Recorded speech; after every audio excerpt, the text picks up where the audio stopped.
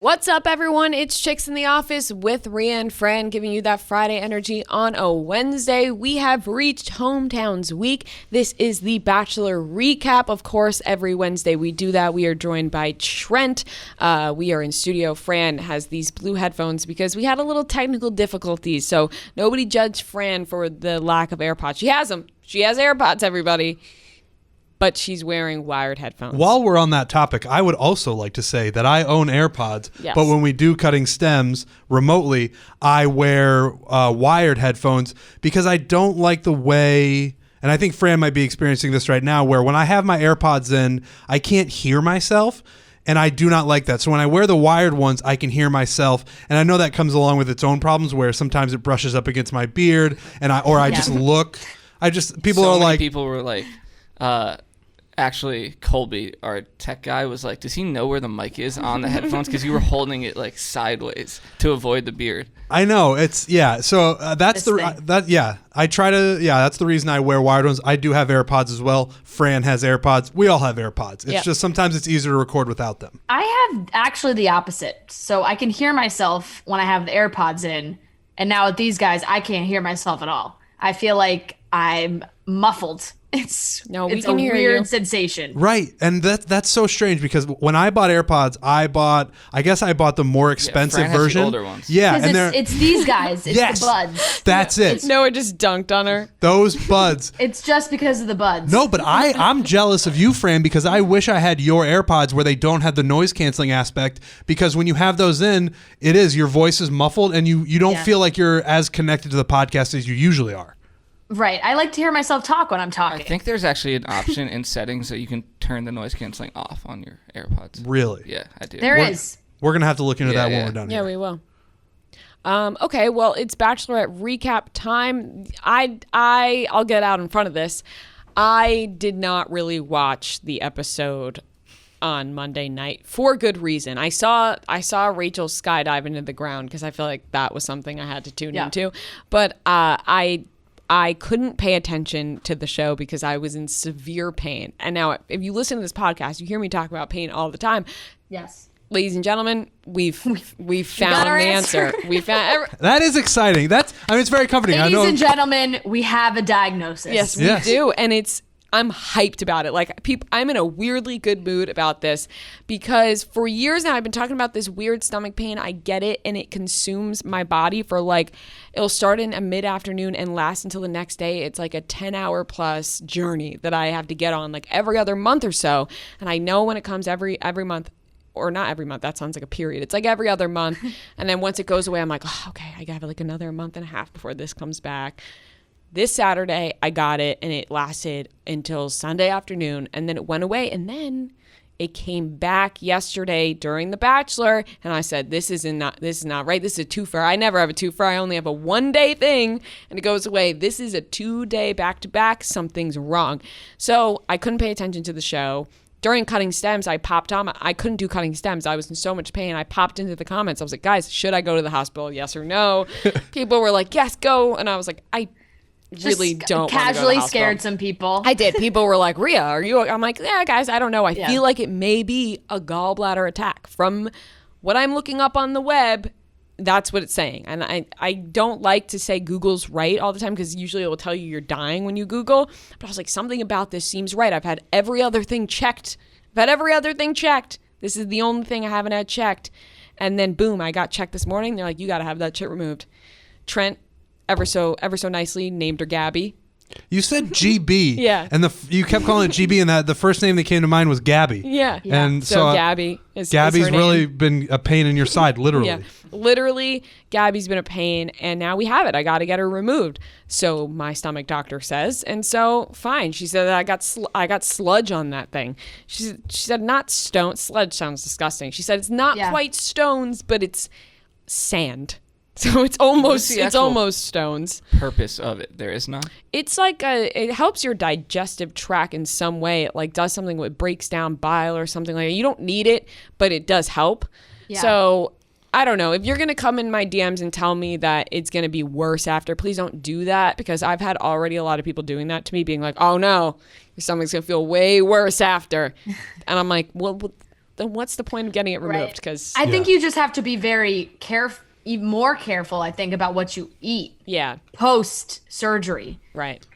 Which sucks. That's what I was gonna say. There's nothing worse than having to be like sucks. have to watch what you eat, because there's nothing better than just eating like pure garbage all the time. You guys both know me. I eat pure garbage all the time. I love pure trashy fucking garbage. I love it. 10 spicy chicken nuggets from Wendy's, a Frosty, a large fry, a big old junior bacon cheeseburger, fucking Big Mac from McDonald's, Sticky's chicken fingers that you put into that sweet chili sauce. So good. Oh, honey mustard. I fucking love dipping chicken tenders into honey mustard. By the way, which all makes sense because want to hear what I had this weekend to eat? On Friday, I had hot dogs for lunch. Then I went to Nobu, so I had like a variety of like salty fish and Wagyu tacos. Then I had chicken tenders and then a grilled cheese. On Saturday, I had fried chicken and waffles. Then I made quesadillas at night, which I did 2 days in a row because I did that Sunday night, even after having my stomach hurt. What else did I just ate. Yesterday for lunch I decided I'm gonna have a burrito from Chipotle for lunch. I'm gonna have a burrito, and then I'm gonna go home and I'm gonna fry chicken with lemon and butter and garlic and onions and oil and just fucking fry that shit, and then have to get GB removed. So that's where I'm at. Good for you. That was a good run. That's a good run of food. Yeah, it's been fun, but apparently it has to end. Yeah. Some might say that has contributed to said sludge. Yeah, it's sludgy in there for sure. Sludge. That would equal sludge. It's an unbelievable word being used by a doctor. Yeah. She didn't look at. Now people are tuning in for the Bachelor recap, but whatever. She didn't look. Because when you go get like an ultrasound, it's at a different place than your actual doctor, so they have to send it over, whatever. She didn't look at it before she talked to me, so as she was talking to me, she was like, "Oh, it looks sludgy. Like it looks like you have sludge on there." Oh, good. She was like, "And it's not." And I was like, "Oh, yes." I was hyped. I was like, "You know what? Thank you," because I don't feel crazy anymore. You just needed an answer. Like I was starting to feel like a hypochondriac a little bit, just complaining about things all the time. And not having an answer, and the doctor being like, "Well, we don't see anything wrong," and me being like, "Well, what? I literally can't move. I'm in so much pain." And even I was texting my family about it today. My dad was like, "To be honest, I really hope they find something because this is getting a bit annoying." Fran was saying it's annoying everyone now. So yeah, it's great to have an answer like that, it's a very fixable answer. Yeah, and I've always wanted to have. I was always jealous of the people that got appendicitis. They got their appendix removed and was like, I'm walking around with one less organ than everybody else and I don't need it. It's like, that's cool. I am now a gallbladderless. Not now, I have to schedule it and everything, but I will be one less organ. Yeah. Almost there. Almost. One less lonely organ. I will be one less Who are these lonely people? organ. Who are these people in your life bragging about not having their appendixes? Well, I will say my friend in high school, when she got her appendix taken out. It sounds like she got one person. Yeah. Like one friend. Yeah. One friend in high school, she got her appendix taken out. It was like, I specifically remember it being such a funny thing that she would just always be like, "Well, I got my appendix taken out." And it was like, fuck, like you got a week off of school. And I guess it seemed cooler because you get a week off of school. Yeah. They give you a little pain medication. You eat, your mom takes care of you. And it's like it's for like a week. You get like a little week vacation of being sick. Mm-hmm. And so I feel like I was always into that. So yeah. So now I'm like, this may answer the problem. I have an answer. Finally, I don't feel crazy. And also, I'm getting like, a fun little week where I get my gallbladder taken out. And like Hank is going to take care of you, yeah. I don't have to walk Norman or, like that type of thing. Like I get like a week off. Although I say that, that's the positive way to look at it. I'm going to be in severe pain probably afterwards. It's going to be uncomfortable to sleep. I'm not going to be able to eat a lot of things. I'm probably going to be miserable. Mm-hmm. So let's be real about that. But I'm the girl with no gallbladder. You got an answer. I got an answer. Get out of here, Gabby. Get out. See you, Gabs. Nobody wants you anymore. You guys should get yours out too. We could all be matching. I'm surprised I don't have that problem because I'm similar to you where I just eat like garbage all the time, and sometimes it's the only thing that makes me truly happy at times. Like chips and dip. Yeah. And Just I had a lot of that too. When you would come over for the Super Bowl, and you got I went and got chips, and you were like, get chips and French onion dip. And I hadn't had French onion dip French onion dip is so in good. a very long time, and now I can't stop buying it. It's a Same. problem now. It's so fucking good. I literally ate a whole thing of it this week. That's why GB's happening. What type That's of chips do you like to have with like it? Ruffles. Yes, Ruffles. yes, Ruffles. Ruffles. Yeah. Trent likes the sour cream and cheddar one, which was the first time I ever had it. It was fucking bomb the other night. I Those had are them. I was good. like, oh my God.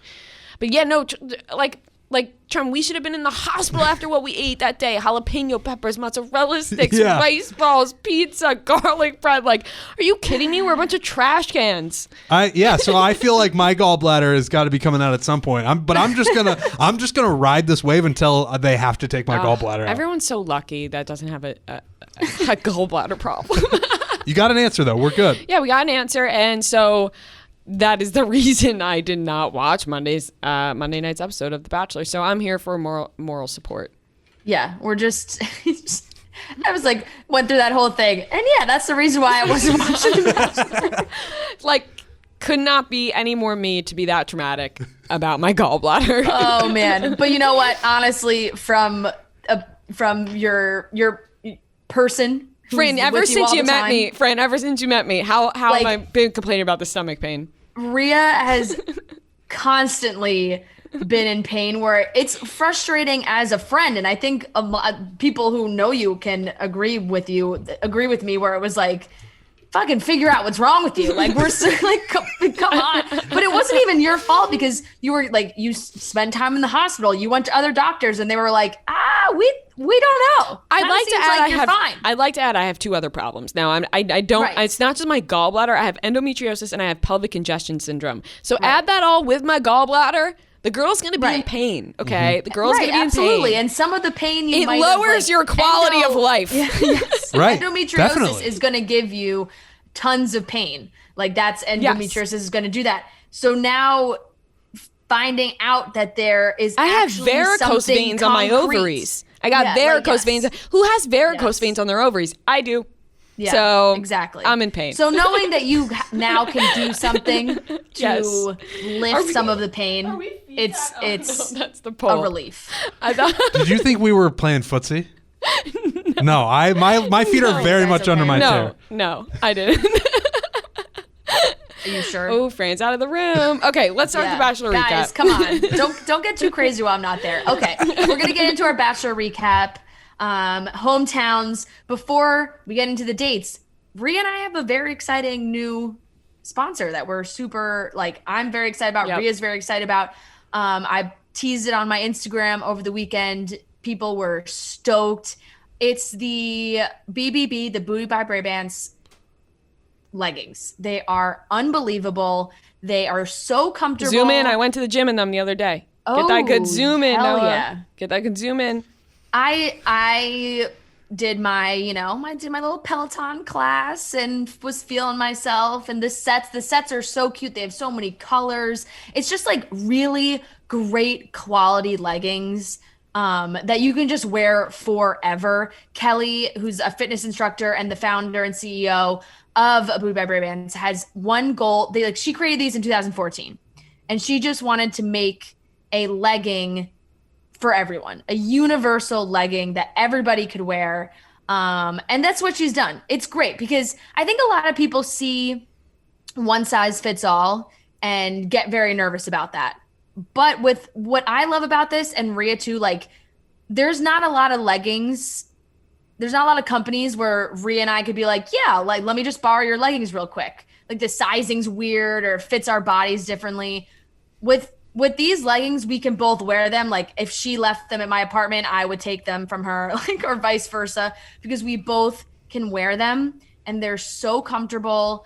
They also have their curvy collection. So, if you don't necessarily, sometimes the one size fits all makes people nervous, but Booty by Brabants has the expanding curvy collection. So that's amazing as well. It just makes sure that everybody universally can feel confident in these leggings, feel good about them, not even just for working out, for wearing them at any time. They're black croco skin materials, like their signature legging. They're must try. I'm wearing it right now. I'm going to stand up for the YouTube you're not really going to be able to see me. I feel like I got to do a little spin, but look at these bad boys. Ooh. Cute. Ooh. Cute. Super cute. Fashion show. Work it. Super cute. I wear like you can just live in them all day. I can wear them to work, and then I can wear them to work out. So it's a great combination. And I told you guys we would have a code, and we do. These leggings are worth the investment. You can shop now for 15% off using code CHICKS at bootybybrabants.com. That's BOOTYBYBRABANTS.com and use promo code CHICKS for 15% off. All right, everyone, let's get into hometowns. Woo-woo! The whole group has the silly ha-has right now. We're recording later than we normally do, and I think everybody 8 p.m. is just kind of getting a little giggly. So let's get into the first hometown. Michelle went first. It was very, very sweet. The whole date was adorable. They wore matching outfits, which was not planned, but like they were in the exact same shade of blue and black pants. It was a little bit of like a siblings or dating vibe. I can't believe I'm already going to go off topic and we started 2 seconds into this, but have either of you guys ever seen the siblings or dating Instagram account? That's what it's called. You told me to look this up, and Yes. one day I was like, what was that Instagram friend told me to look up? You and your siblings were talking about it. Yeah. Thank you. I'm going to do that right now while you guys talk about the Bachelor. I've never heard of it. I've never heard of that. Oh, it's a ton of fun. It's basically like a guessing game. They post on their stories every day a couple, and you have to guess like if they're either siblings or they're dating. So Right. you have to guess from the picture if the people in the photo are siblings or dating. And it's hilarious because most of the time, like you think you're right, and then they're like, nope, that's a couple. You're like, oh, those two are definitely siblings. And then it's like, nope, they're a couple. So it's fun. It's a lot of fun. You should go check it out. I think you could play it as like a game. It shocks a lot of people. That's an A+. We're looking at it right now. That's an A+ idea for an Instagram account. Yeah, that's Katie, I believe, from The Bachelor. Oh, that's perfect. Katie from The Bachelor's on there. They mix in famous people, which is great. Like they did, they had Lucy from Love Island, Rhea, and it was like her and her sister, and it was like siblings are dating. It's great. It's very fun. But this was like Michelle and Matt had like a siblings are dating moment in this matching outfit, and they got to go speak with Michelle's students over Zoom, which was adorable. Obviously, super cute. The kids were getting involved. But Matt, it is cute having the kids get involved, but you got to watch out for kids when they ask questions. You just don't, you never know. It's not like Rhea, stop distracting Trent. We're trying to talk about I'm just one. Oh, really? Siblings. Right? I would have said couple. I just wanted to show him one that was like, whoa. That was a whoa. Kids asking questions. And we talked a little bit about this last night, but kids don't have that filter that we all have when you grow up. It's like you don't ask borderline inappropriate questions, but kids, they'll give it to you. And they were asking, are you guys dating? Are you guys going to get married? Like all these questions. I thought Matt handled it pretty well. He continued to say, that's a great question to these kids, which, he famously on this show, I think Fran got 3, Rhea got 2. Yeah. I got 1 barely. But he uses that all the time, but it was a cute date. Yeah, you and little Chris, I don't know what the kid's name was. I'm making up. You and that student, same count on the great questions. So, he's just dishing them out. He's really dishing them out. But you know what they say? Like you said, kids say the darndest things. Right. So it was cute. It was fun. They went to meet Michelle's parents, who were just a gift. Absolute, probably up there with the best parents we've seen on this show. There have been some great ones, but this was an immediate reaction of like, these parents are just absolutely spectacular.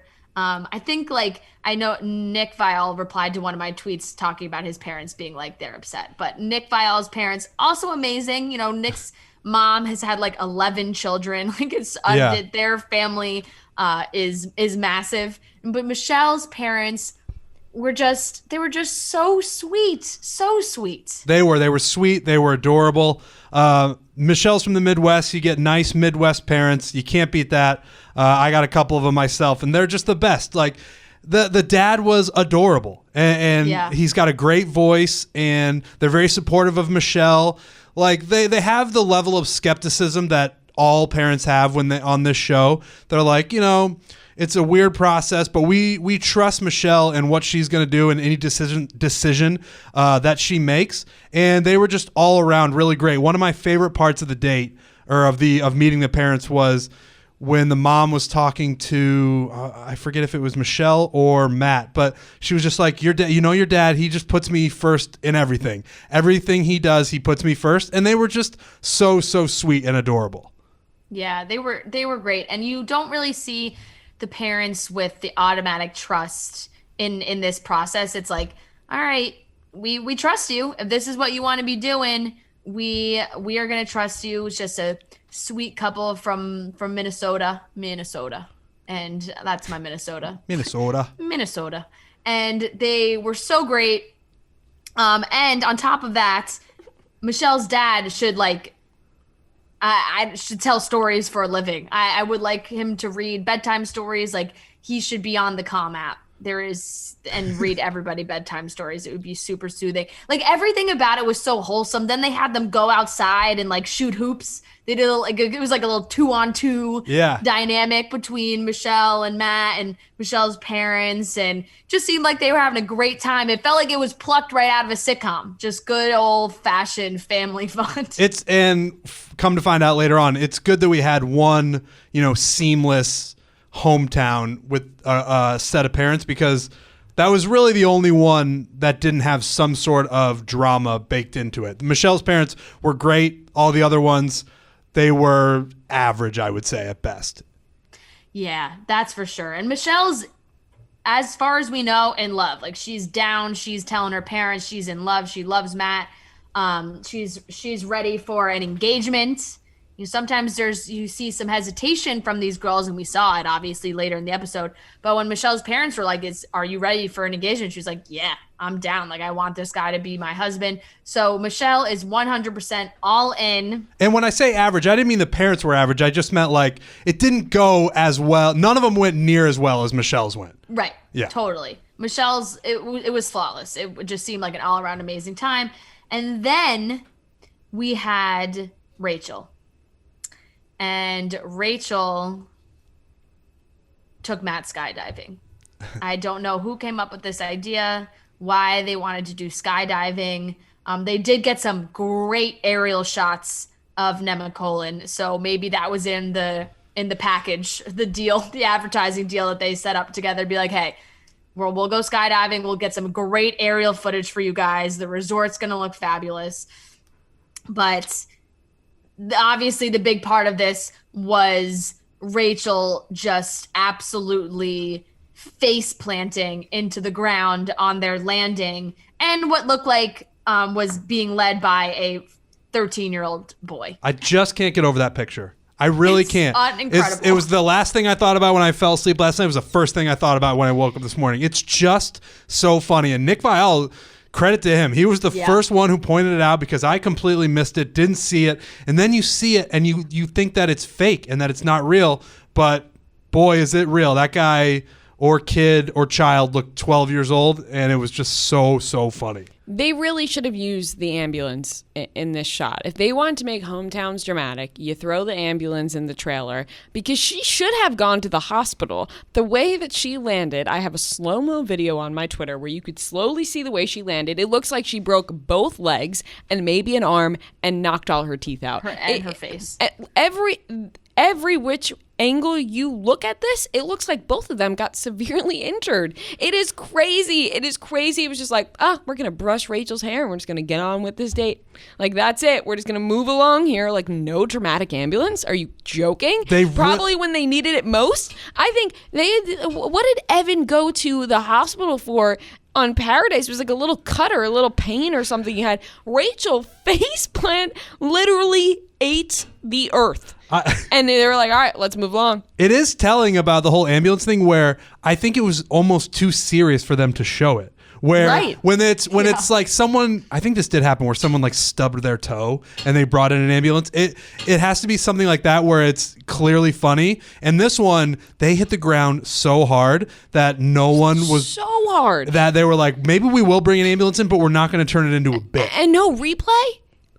It almost feels like they really did cover up the to injury check. They must have done a concussion check on that. That she fucking slammed. And if they didn't, they're probably watching it back like, oh, wow, we probably should have checked on Rachel a bit more. I'm sure they had to put crazy. her. They had to put her through some sort of like protocol. Yeah. Something. They glossed over it on purpose for sure because I think they showed it for 2 seconds and then was moving right along to probably try and avoid this conversation that we're having right now to be like, Rachel, like they really put Rachel in danger there. Like that's, when you sign that waiver to go skydiving, you're like, hey, I know that if something happens, it's my, like I sign my life away. That's what you have to do when you go skydiving. Like it's just. She fucking face planted into that thing. They can't. She did, and it was so severe. They didn't tease that enough. I have to say, somebody tweeted to me the amount of times they teased the fence jump for Colton and teased this one time. This was the most severe injury I've seen on this show. That just no slow-mo replay. No slow-mo. Are you joking? That is so true because I had missed it, but they did tease it at the end of last week's episode. And then when they played it at the beginning of last night's episode, I was like, holy shit. Yeah. Like it looked like they came in hot. But you're right. If they're going to tease Colton jumping over the fence or if they're going to tease Pete hitting his head, or not, this isn't the same thing, but Heather showing up for 6 weeks in advance, you can show us like a skydiving accident gone wrong. Because it seemed like she ultimately was fine. She did mention while talking to her mother where she said, I'm wearing a lot of makeup because I do have bruises on my face where it's just...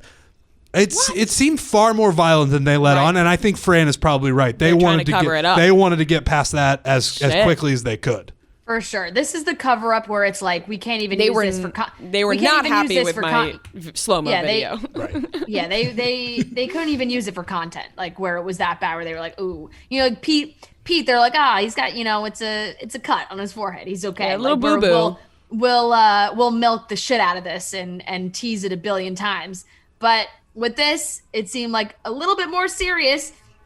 And also just from the way Matt reacted to it, like Matt having this conversation with Rachel afterwards being like, you don't realize your feelings for someone until you're in this moment. Like Matt was talking about it as if he just witnessed a life or death moment. Yeah. And he could not live without Rachel. Like that's how he was communicating with her afterwards. And we only saw it once because it was like they definitely didn't want to show it again. And then it became like a light subject. It was Rachel goes to see her parents. They were like, we went skydiving. It was great. And then she's like, yeah, you kind of had an incident. Like, is she even tried to downplay it to her parents? I bet her parents watched that clip back on TV and was like, holy shit. Like, you were okay after that? I couldn't agree more. That was... I also took a video of it and I watched it a couple times. They really just come down so hard and so fast. Like you said, Trent, the screenshot of Rachel attached to this kid's, like the kid who jumped out of the plane with her looks like he is 13 years old. He's wearing the most typical 13-year-old sunglasses too. Oh, yes. 13-year-old at Six Flags, like Fran said it best. Bar mitzvah. Yeah. On Cutting Steps, I was like, this is like he got those in his gift bag, leaving a bat mitzvah, and he's got them on, and he's wearing double glasses. Yeah, he has his normal glasses on, and then the sunglasses over the normal glasses. He couldn't see jumping out of that plane. I was really hoping And it could still happen, but I was hoping that all of our tweets and talking about Uncutting Stems and this podcast now, I'm really hoping the guy reaches out at some point and he's like, I'm 33, guys. Like, stop calling me a teenager. Stop calling me 12 years old. I'm a grown adult man. Because as of right now, the only people talking about it is us, and we're calling him a teenager because he looked like a teenager. Yeah. And then Rachel's, the sit down with Rachel's parents was, I don't know, it's just bizarre to watch now, right? We're watching this with a different lens. Matt James put out a statement before Hometowns. We haven't really, he had posted on his story in support of Rachel Lindsay last week, but this was a full post where he talked about, I think he said the incredibly disappointing photos of Rachel Kirkconnell and the way he spoke about it. If Rachel is the one he picks at the end, the statement read like they are no longer together. I just don't, if he was still with Rachel or was engaged to Rachel at this time, if that's what happens, I don't really know if he puts out that statement like he did.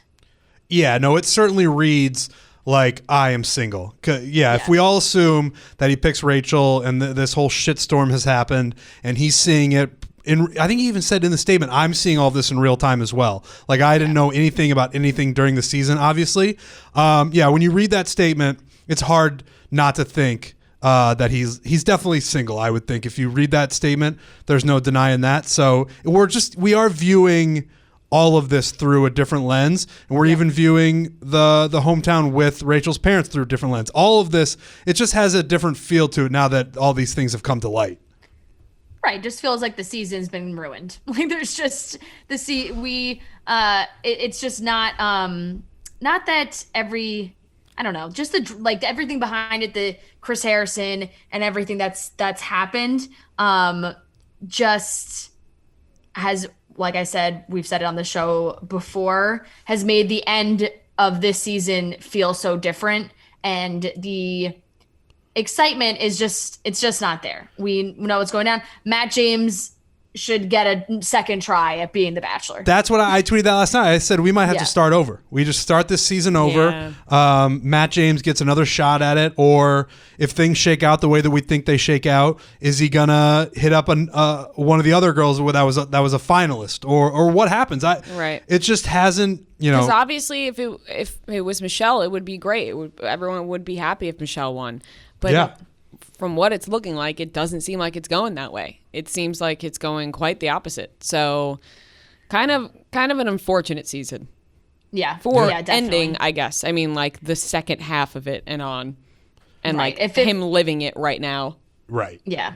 If it was Michelle, I think they definitely would have tried to handle the Rachel stuff differently throughout the season. So we still have to see what happens. We haven't gotten there yet, but we watched this hometown with Rachel's parents, and Rachel's parents definitely didn't seem that into the whole idea of the show, which is fine.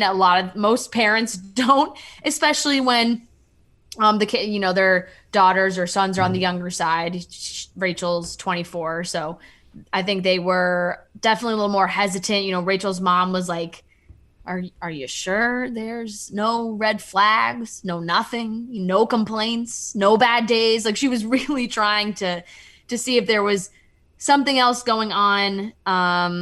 But I know her parents just seemed hesitant about the whole thing, which is fine. That's fair. But Matt did bring up with Rachel, which at least we didn't see with any of the other women, that he said to Rachel, like, I didn't ask your dad for his blessing because I don't want to do that with every father on these hometowns. If we get to that point, I'll call him and ask him for his blessing. And she had said, like, oh, I was kind of disappointed that he didn't ask, which makes me just think that Rachel and Matt on the side, like Matt's like, psst, it's you. Like you're good. Right. Because she was like, I was disappointed that he didn't ask. Like she really feels like it's Matt and her. And even when she was talking to her parents too, like she didn't seem worried about the other women at all. So it was just interesting that Matt shared that with Rachel and not with the other girls, or if he did, they didn't show it. A bit of advice to the future bachelors, that's probably the way to do it, as opposed to asking every single dad whether or not he can marry their daughter. It's probably more entertaining if they do it that way, where they ask everybody, because it is such a strange process when they do it with each of the dads.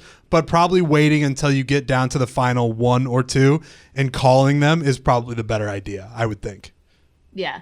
Keegs made a good point on Cutting Stems that was like, you forget that some of these these are big life moments for a lot of these people. It's like a reminder of when Hannah Ann and Peter broke up, and Hannah Ann was like, you took my first engagement like away from me. Like, I'll never get that back. What a disaster. What a disaster. So it's just like a reminder that it is an engagement. And, I think a lot of girls think about what their engagement's going to be like, and this their parents economy. And first engagement, who knows? So it was interesting that Matt shared that with Rachel, and it's just become more and more clear. I almost feel like they're making it so obvious on purpose to just be like, yeah, we're trying to get to the end of this thing too. It is, and it's hard to tell, right? Because we think we know what happens now, so we just view everything that way. Where maybe if we hadn't known these things, it's impossible to know. But if we didn't know or didn't have a good idea of what was going to happen, maybe we'd view it differently. But at the time, or at the moment right now, it certainly seems like Rachel is far and away the number one finalist right now. Yeah. I think I would be rooting so hard for Michelle, which I am. I love Michelle, and I feel like Matt and Michelle actually has the potential to be a great couple. But just because we're watching it this way, it's like, oh, that was great, but is it going to matter? I don't know. We're gonna have to wait and see. And then there was Bree's hometown. Before we get into that, I just want to tell you guys about a great way that you can take care of yourself. It's funny when I record, in my apartment, I have all my items around me. Like, I got my leggings on. I can see my Care of vitamins from across the room. They're sitting there waiting for me. They come in a great little pack, and they're individual sealed packets. So each day I know what I'm taking. Goes right in. Care of. Their products are amazing. I love it. I do it every day. It's a thrill. Yes. It's like, I'm taking care of myself. Like, that's how I feel every morning. I'm taking iron, vitamin D, fish oil. I got the collagen. I put it in my tea with a little lemon. I love it. It really, it's an exciting part of my day. It is. And I just love little packs too. You open it, it's like got your name on it. It's not it's like not a bunch of separate bottles. You go, one of this and one of that. It's like it's curated for you. You just open up the little pack. It's made so easy for you that there's no excuse not to take your vitamins. That's why I love it, because it's the only time I've taken vitamins. Exactly. We're on a good kick with this right now, and it's so easy. You just got to take a 5-minute online quiz. Ask you questions about your diet, lifestyle, health. We did Rhea's together. We had a lot of fun. We decided what areas Rhea needs to take care of herself. Yeah. And now she's taking her vitamins every day. So look at that. It's perfect. You guys can do it. You can just take that quiz. You'll get it sent right to your door. It's just a great time to start taking care of yourself. It's so easy with Care of, just adding that daily vitamin to help support your energy, sleep, fitness, whatever your target goals are. Care of can help you hit that. And guys, it's so great. And I forgot to mention, like you said, the collagen powder. The collagen powder is great. Like, it's not just vitamins. They have the collagen powder. They have different types of powder as well. And they're little, you can get the little individual packets like yours. I have a gut check one that you can just take. What is yours, Rhea? Mine's the Chill Factor. Oh, and Chill they taste Factor. like a little lemonade, and I take one every night now. I love it. Exactly. So it's so great, you guys, to join in with us. You can get 50% off your first Care of order. Go to takecareof.com and enter code CITO50. So once again, that's 50% off your first Care of order. You just got to go to takecareof.com and enter code CITO50. 50. Bree's hometown, another one that it was nice. It was solid. It was a good hometown. And Bree has been great on this show because I think out of everyone, she has been the most vulnerable. I think she has opened up the most. I think she has shared the most about her life.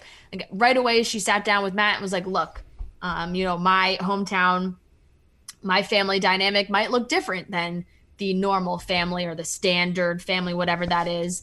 And I just want to let you know that. Let's talk about it.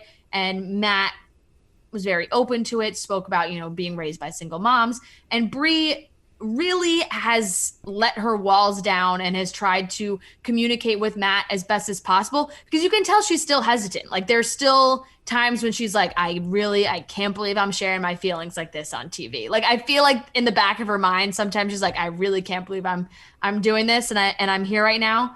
But seeing her with her mom and her best friend, also named Bree, and her new sister was incredible. It was so cute. That baby was adorable.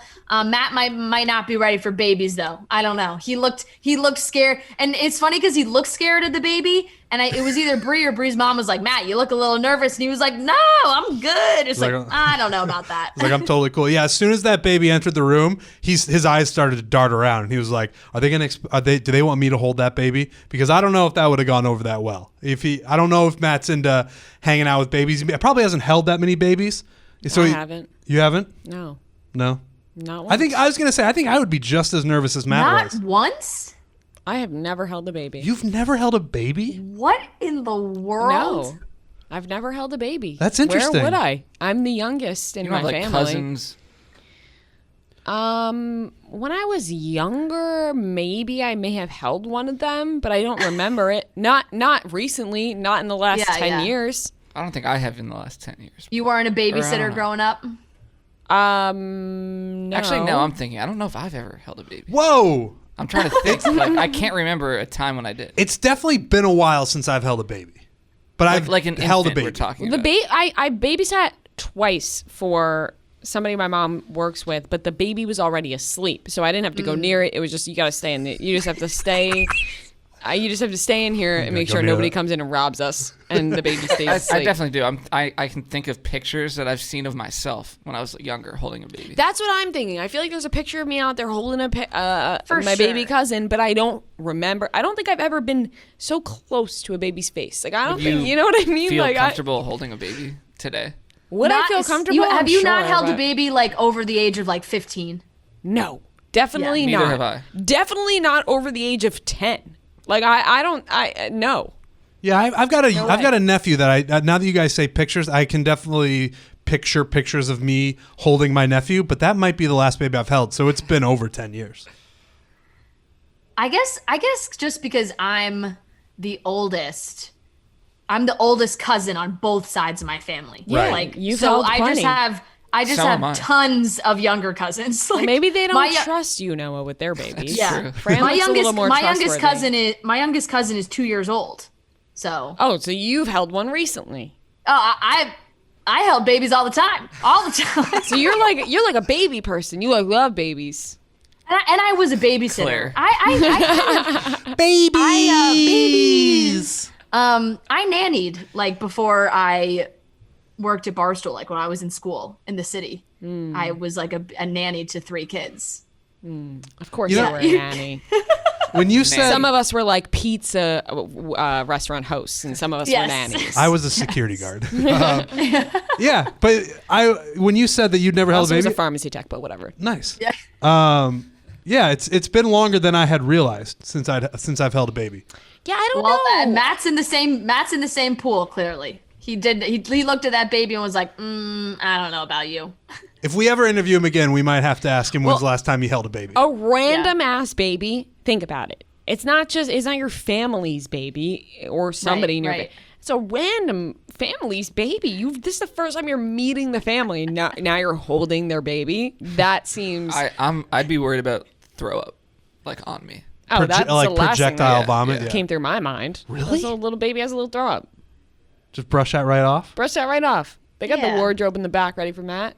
in my life, what do I care? I'll just go home and get changed, like That's fair. whatever. It's It's a baby. That's why I care. It's a baby though. It's throw up. Either way. Yeah, Oh you've my seen God. you've been around throw. It doesn't hurt you. It doesn't turn into a blob of monster and come at you. It's It's baby, disgusting. and baby spit up is like It's a little. It's like a. it's like a little milk. Yeah. Like it's like a little. It's like like it's nothing. It's like cute almost.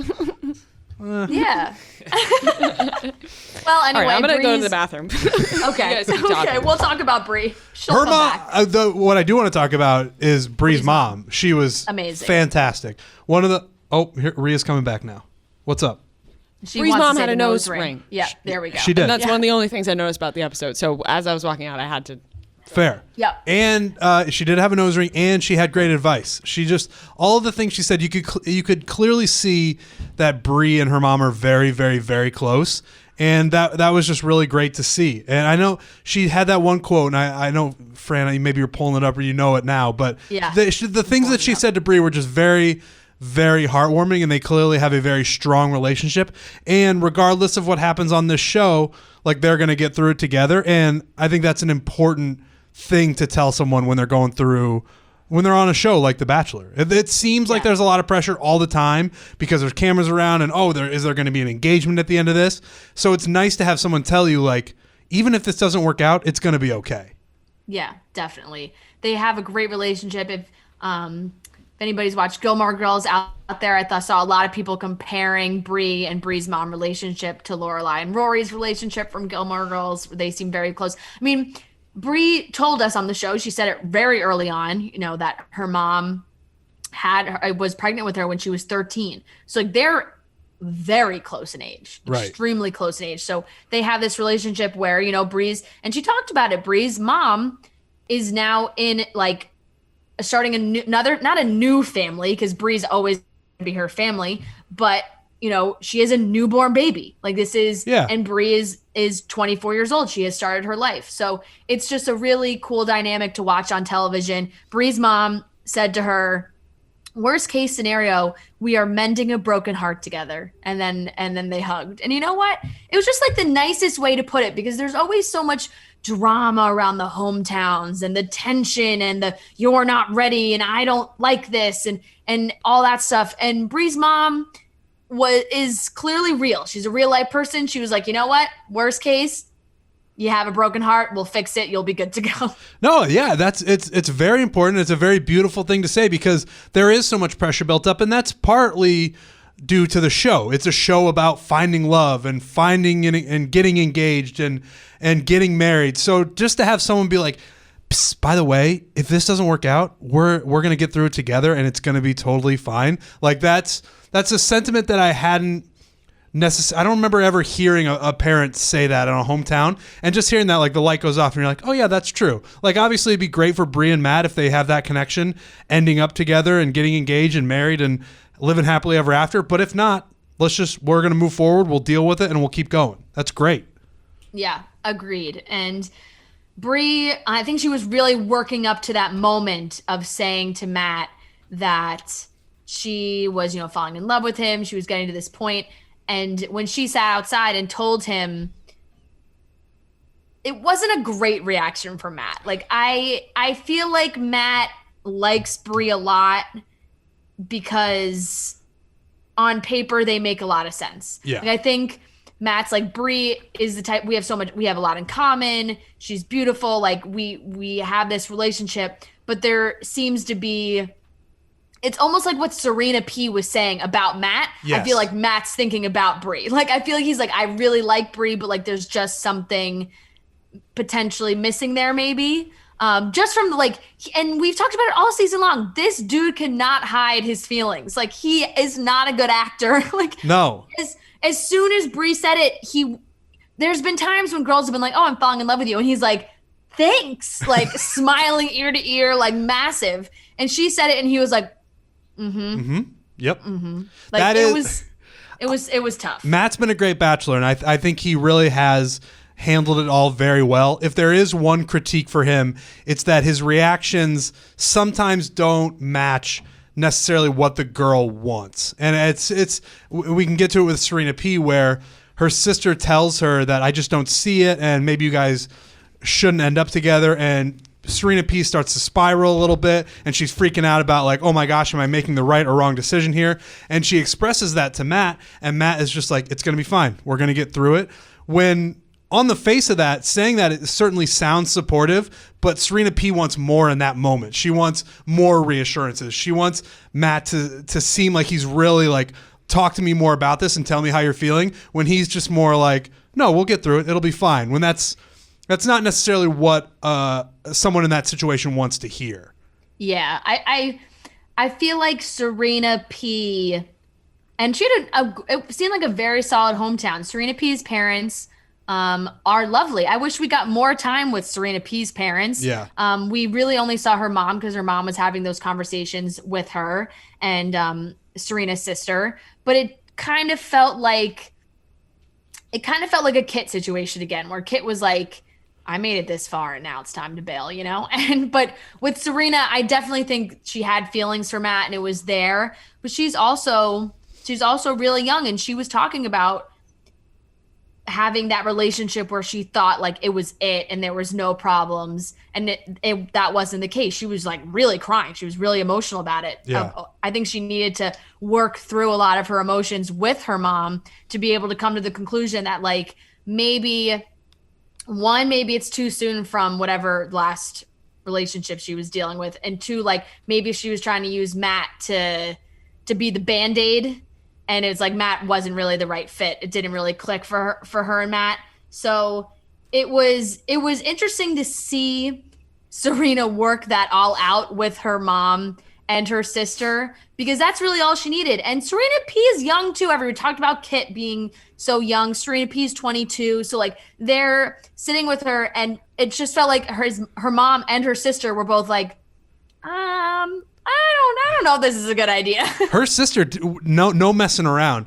They had just started talking, and her sister was like, I don't see it. I just don't see it. You don't see. Her sister was like, something's missing. Yeah. Sorry, you're not that into him. Her sister really was like, you're just not that into him. Whenever those moments are happening, I always picture the Bachelor or the Bachelorette, in this case Matt, sitting in the other room, just sitting there like, this is nice. This is a really nice hometown that we're on. These people are great. We're all having a good time. And just in the other room, she is bawling. She is crying. Yeah. Just figuring out that she is not going to end up with Matt. That, as she said later on, that he's not her person, and Matt's just sitting in the other room like, this is fun. That's always a funny visual, but it was good that she figured it out now, that she worked it out with her mom and her sister, and because you don't want to go much further. You're about as far as you can go on the show right now, but if you go much further, then you're really in it. So to figure that out now was good. Definitely. I agree with you. I don't think Matt picked up on it until maybe Serena was leaving that night after the hometown. And was like, that kind of felt a little awkward, because we obviously see Matt go back and talk to Serena, and he has this sit down with Chris Harrison, which I feel like was cut down a lot. I just think that, we've heard rumors that they were trying to cut part of Chris Harrison's stuff out of the rest of the season. Clearly they're not cutting the Women Tell All. There were some rumors that they were going to do that, but clearly they're not doing that. But they showed this sit down with Chris and Matt. I wish they did too. I don't care about the Women Tell All this year. I feel really like it's just going to be a bunch of drama. It's going to be a lot of Victoria. Yeah, a lot of Victoria. Like, we've seen you, we're over you. Yeah, definitely. But I gotta say, I feel like Matt at this point could definitely use some 3Chi, and I feel like Rhea, you should enlighten our listeners on how they can get some of their own. Okay, 3Chi. Let me tell you about 3Chi. And I think everybody in this room right now, the ones I'm sitting with, Noah, Trent, they're all looking at me with smiles on their faces. I have some waiting for me outside right now. He's like, I need to get to the end of this podcast to have some 3Chi. 3Chi is great because it's Delta 8 THC. They got gummies, they have oils, and we love all of it. I love the gummies. Specifically the gummies. I will. I'll just, the night gets a little bit later and I just pop one of those like a couple hours before I'm going to go to bed. And I just eat one or two of those gummies, and it's just, you're just chilling. I'm going to pop one while I'm editing tonight.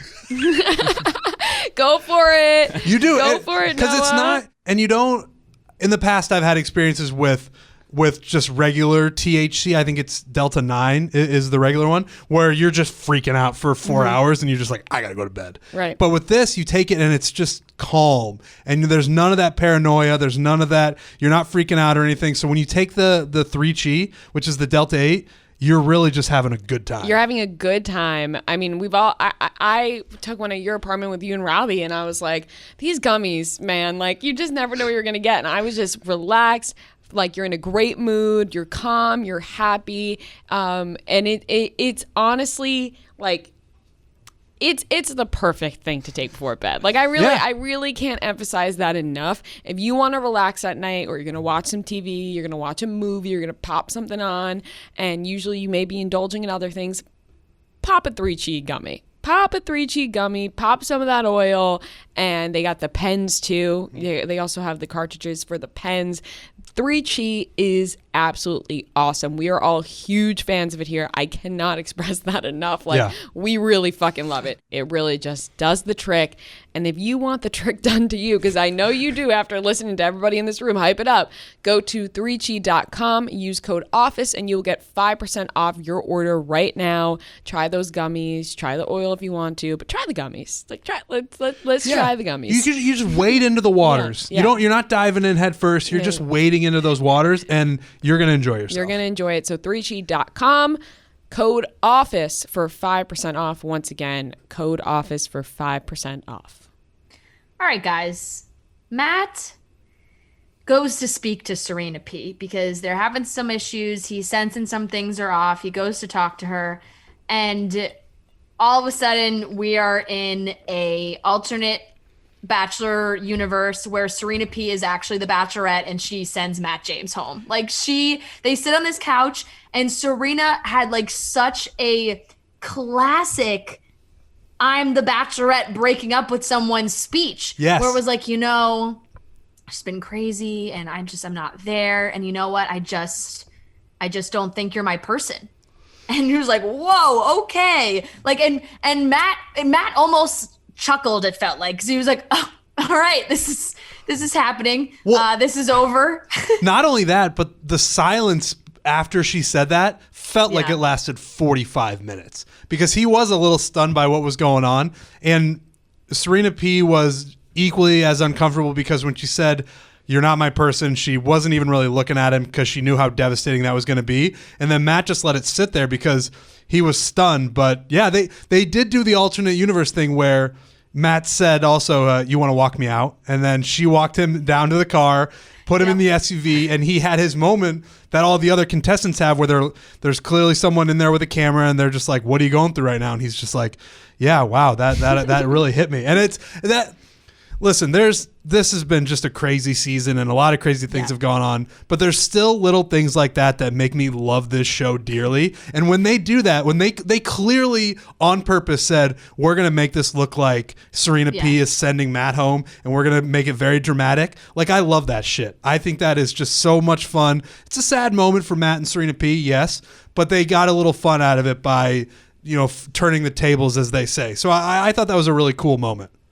Yeah, I mean, putting Matt in the back of the SUV and then filming him where he just sat there in silence staring out the window like he just got sent home from a one-on-one date. Like, it's what he looked like. He was just sitting there like arms crossed being like, wow, like that just happened. So, and it's tough because I do think Matt likes Serena P a lot. Definitely. I think Matt, Serena P was up there more than I think maybe we thought, and I don't know if that's gonna fuck with him, if that's making him so emotional and some of these previews, but that's where we end.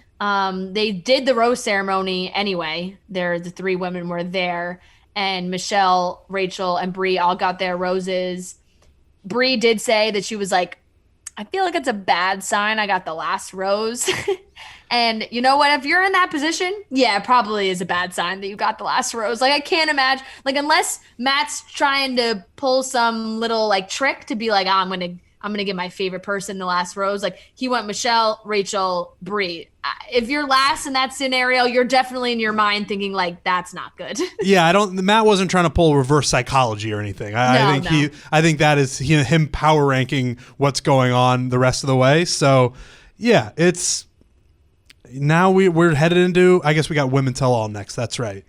And that'll be a shit show. It's going to be a shit show. Women Tell All, Fantasy Suites, and then the finale. Interesting information. Well, the Women Tell All looks like it's going to be absolutely terrible. Victoria, they're all screaming at Victoria. The preview looks ridiculous. I can't wait to see what Victoria is wearing. It looks absurd.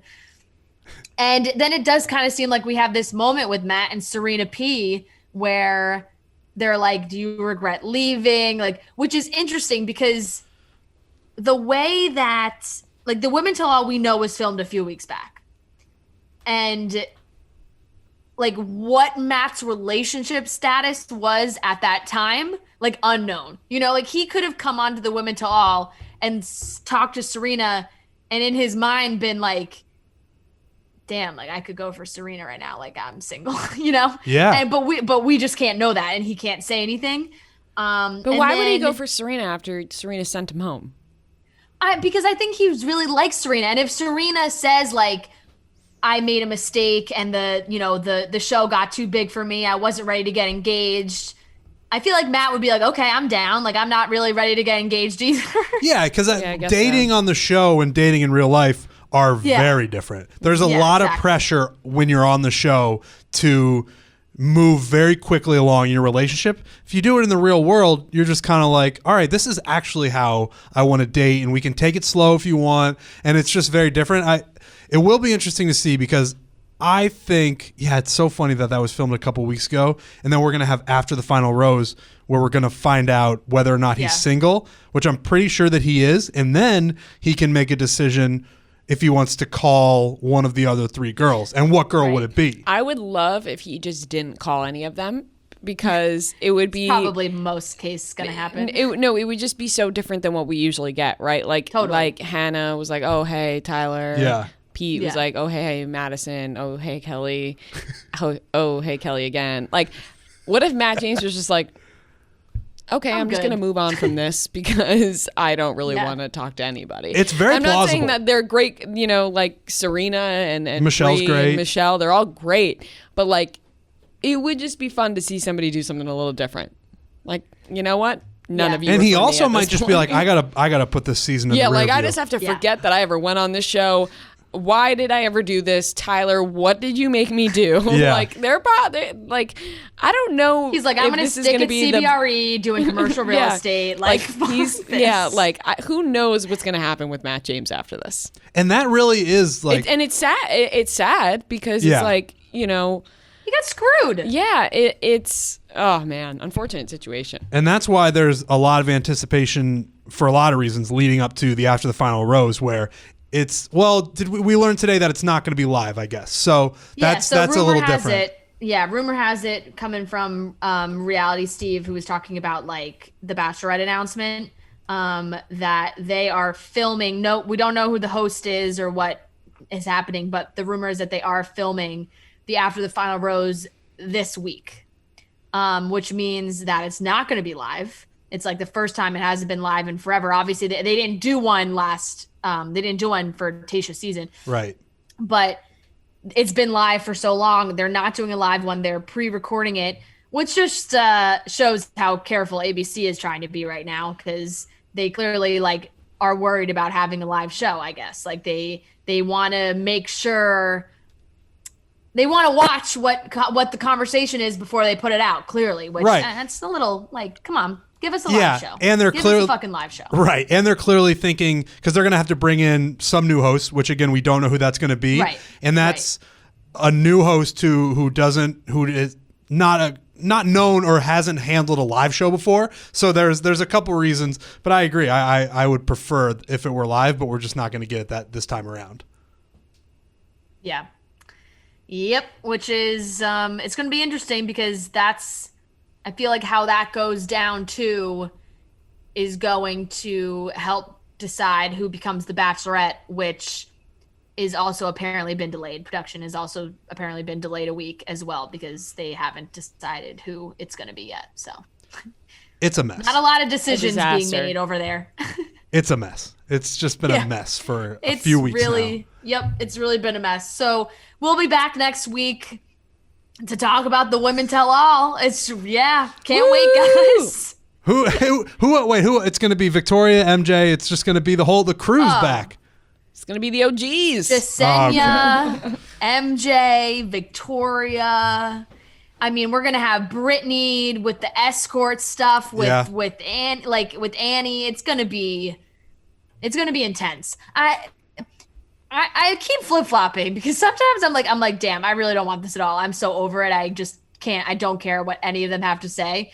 But then I'm like, could be good. Oh, of course.